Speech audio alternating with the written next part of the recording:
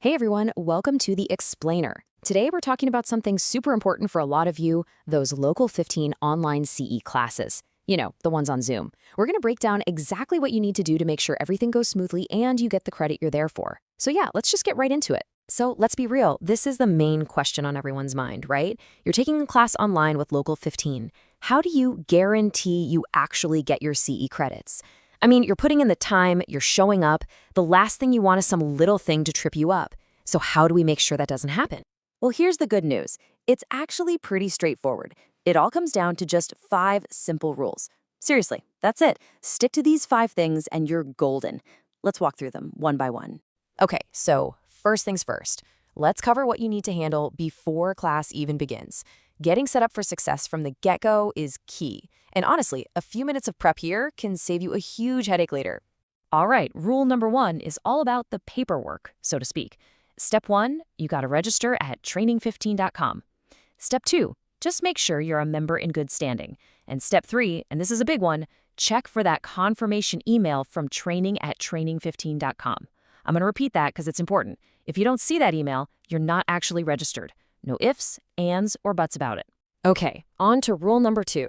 This one's about your tech. You absolutely need a stable internet connection to participate. It kind of goes without saying for an online class, right? If your connection is choppy or keeps dropping, you could get booted from the class. So before you join, find a spot with a strong, reliable signal.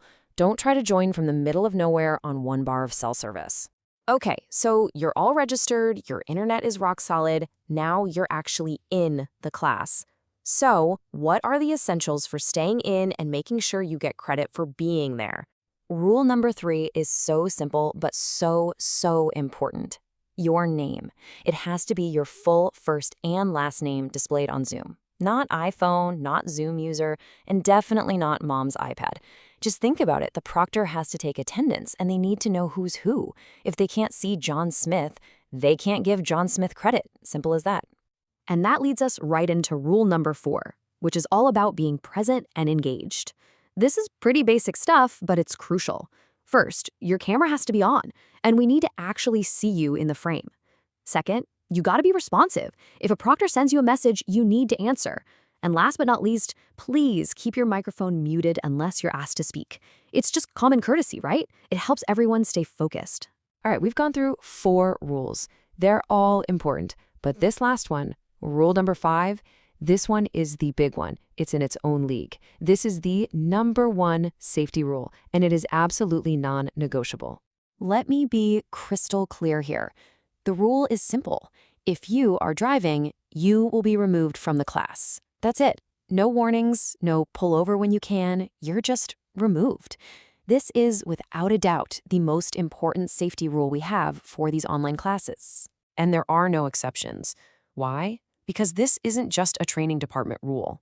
This is about state law. It's that simple. Being in a class on Zoom while you're driving is distracted driving, and the training department absolutely cannot and will not be a part of that. Full stop. So, we've got the rules down, but let's take a second to talk about why these rules even exist. It's really not about making things difficult for you. They're here for a reason, and it's more than just a checklist. Because here's what happens if you don't follow any of these rules. The consequences are the same across the board. You'll be removed from the class, you won't be able to get back in, and you will not get any CE credit for it. It has to be that clear-cut. And really, what this all boils down to is compliance with the state of Minnesota's continuing education rules. The whole point is to create a good, effective learning experience. It's not about kicking people out, it's about making sure that everyone who does follow the rules can be confident they're getting the credit they came for. So, let's do a quick recap. Your 5-rule checklist for success. Number 1, register online. 2, have stable internet. 3, display your full name. 4, keep that camera on and pay attention.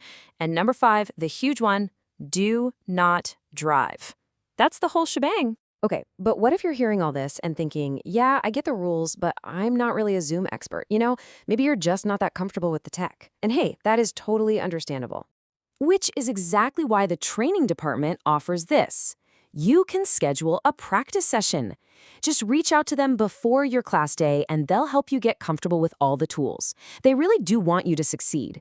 So follow these rules, ask for help if you need it, and you'll be all set. You'll get those credits, no problem.